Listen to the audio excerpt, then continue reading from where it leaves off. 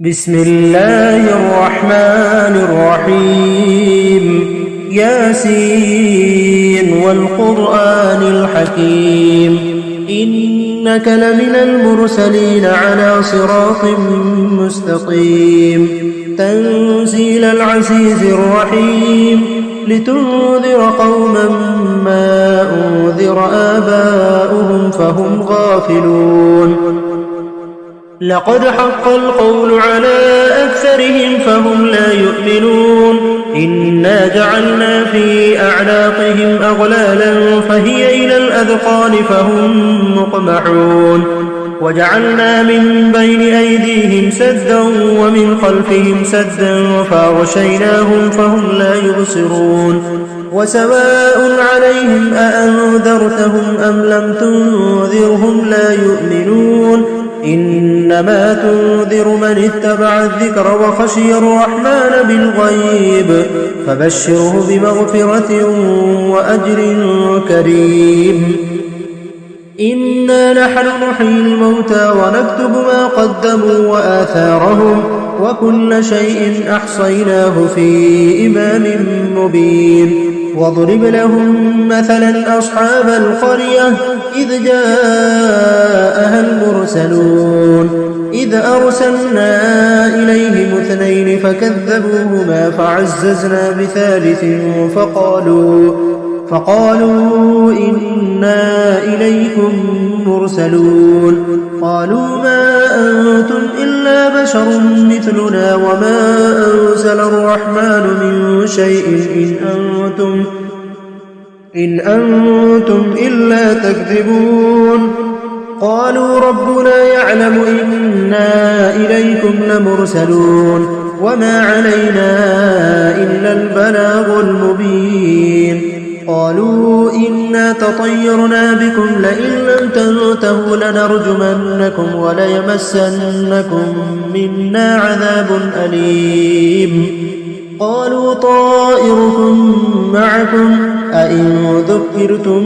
بل أنتم قوم مسرفون وجاء من أقصى المدينة رجل يسعى قال يا قوم اتبعوا المرسلين اتبعوا من لا يسألكم أجرا وهم مهتدون وما لي لا أعبد الذي فطرني وإليه ترجعون أأتخذ من دونه آلهة إن يردني الرحمن بضر لا تغن عني شفاعتهم شيئا ولا ينقذون إني إذا لفي ضلال مبين إني آمنت بربكم فاسمعون قيل ادخل الجنة قال يا ليت قومي يعلمون بما غفر لي ربي وجعلني من المكرمين وما أنزلنا على قومه من بعده من جود من السماء وما كنا منزلين إن كانت إلا صيحة واحدة فإذا هم خامدون يا حسرة على العباد ما يأتيهم من رسول إلا كانوا به يستهزئون ألم يروا كم أهلكنا قبلهم من القرون أنهم إليهم لا يرجعون وإن كل لما جميع لدينا محضرون وآية لهم الأرض الميتة وحييناها وأخرجنا منها حبا فمنه يأكلون وجعلنا فيها جنات من نخيل وأعناب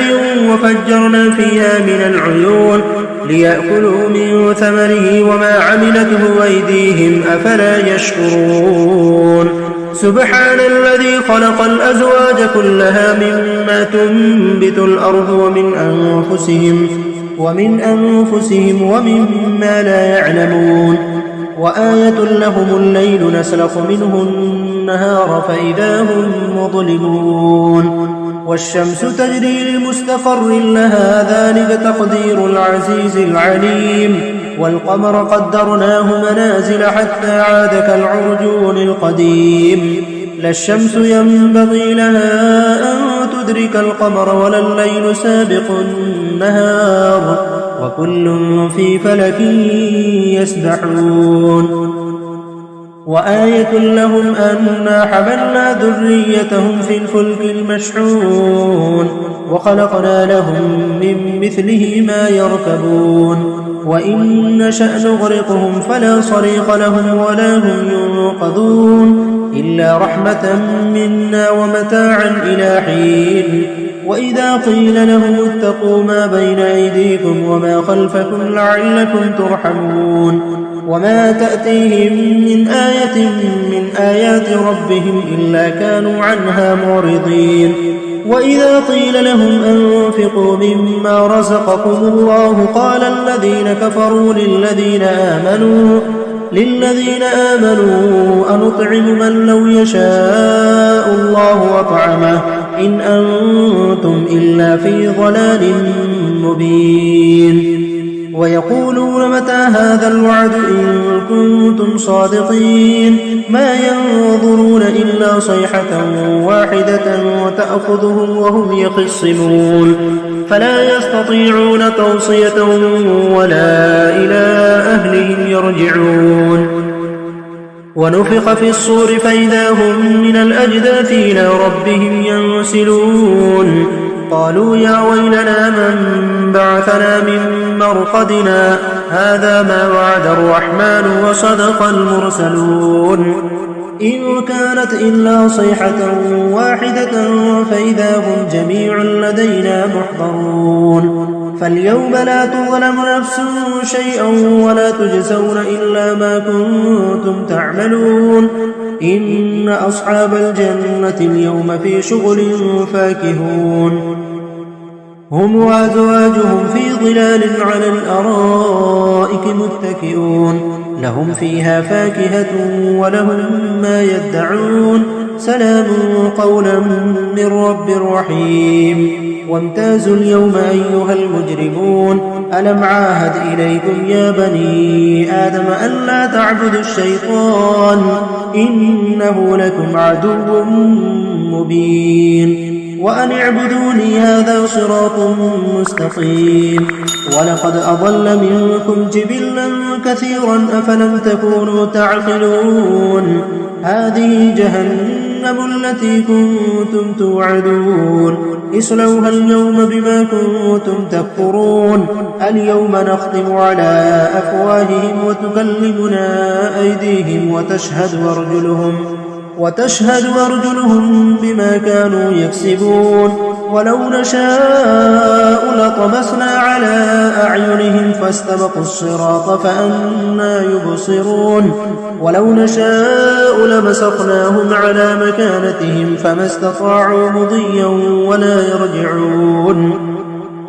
ومن نعمره ننكسه في الخلق أفلا يعقلون وما علمناه الشعر وما ينبغي له إن هو إلا ذكر وقرآن مبين لينذر من كان حيا ويحق القول على الكافرين أولم يروا أنا خلقنا لهم مما عملت أيدينا أنعاما فهم لها مالكون وذللناها لهم فمنها ركوبهم ومنها يأكلون ولهم فيها منافع ومشارب أفلا يشكرون واتخذوا من دون الله آلهة لعلهم ينصرون لا يستطيعون نصرهم وهم لهم جند محضرون فلا يحزنك قولهم إنا نعلم ما يسرون وما يعلنون أولم ير الإنسان أنا خلقناه من نطفة فإذا هو خصيم مبين وضرب لنا مثلا ونسي خلقه قال من يحيي العظام وهي رميم قل يحييها الذي أنشأها أول مرة وهو بكل خلق عليم الذي جعل لكم من الشجر الأخضر نارا فإذا أنتم منه توقدون أوليس الذي خلق السماوات والأرض بقادر على أن يخلق مثلهم بلى وهو الخلاق العليم إنما أمره إذا أراد شيئا أن يقول له كن فيكون. فسبحان الذي بيده ملكوت كل شيء وإليه ترجعون. بسم الله الرحمن الرحيم. الرحمن علم القرآن خلق الإنسان علمه البيان. الشمس والقمر بحسبان والنجم والشجر يسجدان والسماء رفعها ووضع الميزان ألا تطغوا في الميزان وأقيموا الوزن بالقسط ولا تخسروا الميزان والأرض وضعها للأنام فيها فاكهة والنخل ذات الأكمام والحب ذو العصف والريحان فبأي آلاء ربكما تكذبان. خلق الإنسان من صلصال كالفخار وخلق الجان من مارج من نار فبأي آلاء ربكما تكذبان. رب المشرقين ورب المغربين فبأي آلاء ربكما تكذبان. مرج البحرين يلتقيان بينهما برزخ لا يبغيان فبأي آلاء ربكما تكذبان. يخرج منهما اللؤلؤ والمرجان فبأي آلاء ربكما تكذبان. وله الجوار المنشآت في البحر كالأعلام فبأي آلاء ربكما تكذبان. كل من عليها فان ويبقى وجه ربك ذو الجلال والإكرام فبأي آلاء ربكما تكذبان. يسأله من في السماوات والأرض كل يوم هو في شأن فبأي آلاء ربكما تكذبان. سنفرغ لكم أيها الثقلان فبأي آلاء ربكما تكذبان. يا معشر الجن والإنس إن استطعتم أن تنفذوا من أقطار السماوات والأرض فانفذوا لا تنفذون إلا بسلطان فبأي آلاء ربكما تكذبان. يرسل عليكما شواظ من نار ونحاس فلا تنتصران فبأي آلاء ربكما تكذبان. فإذا انشقت السماء فكانت وردة كالدهان فبأي آلاء ربكما تكذبان. فيومئذ لا يسأل عن ذنبه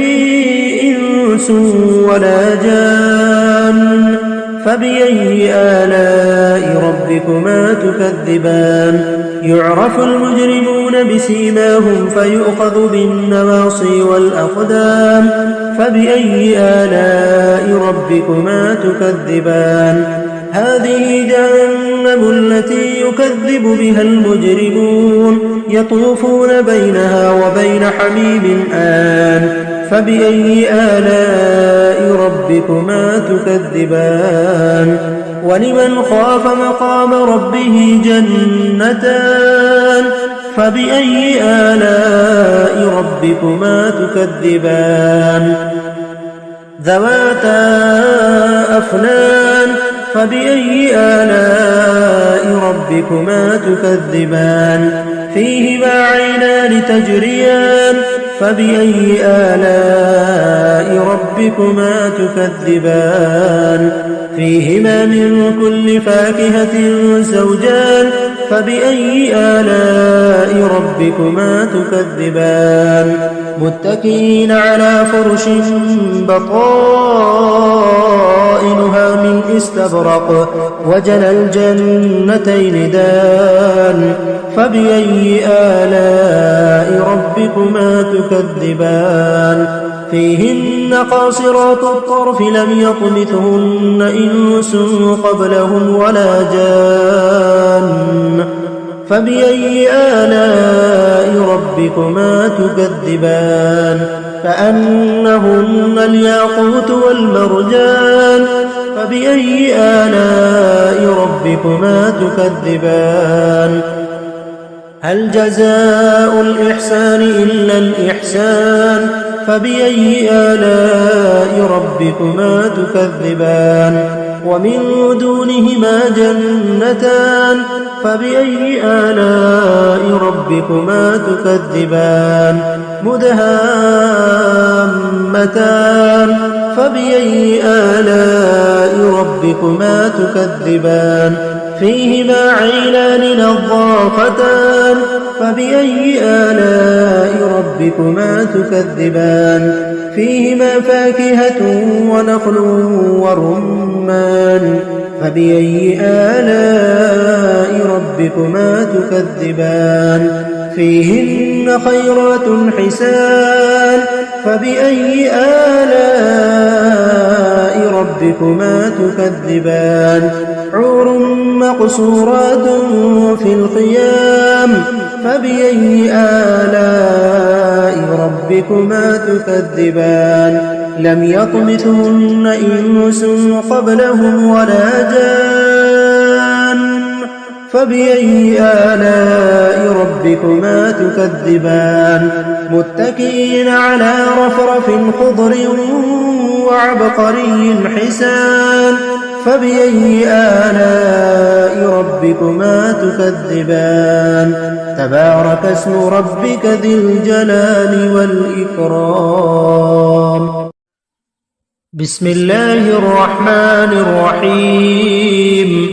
إذا وقعت الواقعة ليس لوقعتها كاذبة خافضة رافعة إذا رجت الأرض رجا وبست الجبال بسا فكانت هباء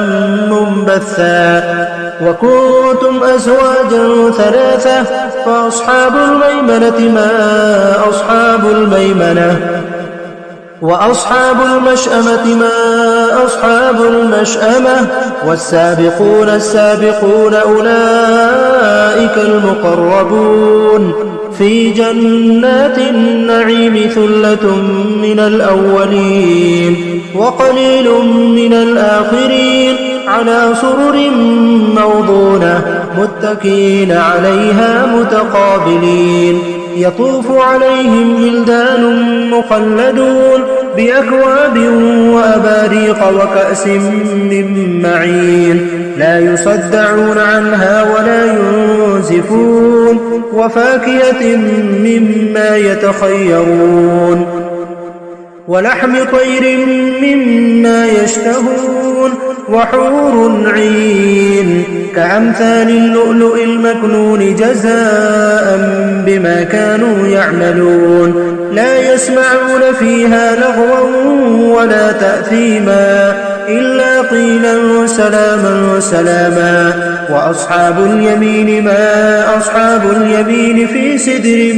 مخضود وطلح منضود وظل ممدود وماء مسكوب وفاكهة كثيرة لا مقطوعة ولا ممنوعة وفرش مرفوعة إنا أنشأناهن إنشاء فجعلناهن أبكارا عربا أترابا لأصحاب اليمين ثلة من الأولين وثلة من الآخرين وأصحاب الشمال ما أصحاب الشمال في سموم وحميم وظل من يحموم لا بارد ولا كريم إنهم كانوا قبل ذلك مترفين وكانوا يصرون على الحنث العظيم وكانوا يقولون أئذا متنا وكنا ترابا وعظاما أئنا لمبعوثون أو آباؤنا الأولون قل إن الأولين والآخرين لمجموعون إلى ميقات يوم معلوم ثم إنكم أيها الضالون المكذبون لآكلون من شجر من زقوم فمالئون منها البطون فشاربون عليه من الحميم فشاربون شرب الهيم هذا نزلهم يوم الدين نحن خلقناكم فلولا تصدقون أفرأيتم ما تمنون أأنتم تخلقونه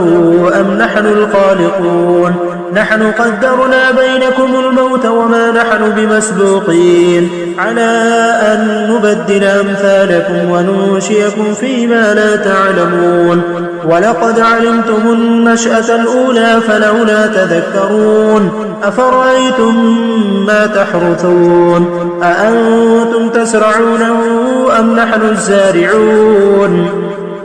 لو نشاء لجعلناه حطاما فظلتم تفكهون إنا لمغرمون بل نحن محرومون أفرأيتم الماء الذي تشربون أأنتم أنزلتموه من المزن أم نحن المنزلون لو نشاء جعلناه أجاجا فلولا تشكرون أفرأيتم النار التي تورون أأنتم أنشأتم شجرتها أم نحن المنشئون نحن جعلناها تذكرة ومتاعا للمقوين فسبح باسم ربك العظيم فلا أقسم بمواقع النجوم وإنه لقسم لو تعلمون عظيم إنه لقرآن كريم في كتاب مكنون لا يمسه إلا المطهرون تنزيل من رب العالمين أفبهذا الحديث أنتم مدهنون وتجعلون رزقكم أنكم تكذبون فلولا إذا بلغت الحلقوم وأنتم حينئذ تنظرون ونحن أقرب إليه منكم ولكن لا تبصرون فلولا إن كنتم غير مدينين ترجعونها إن كنتم صادقين فأما إن كان من المقربين فروح وريحان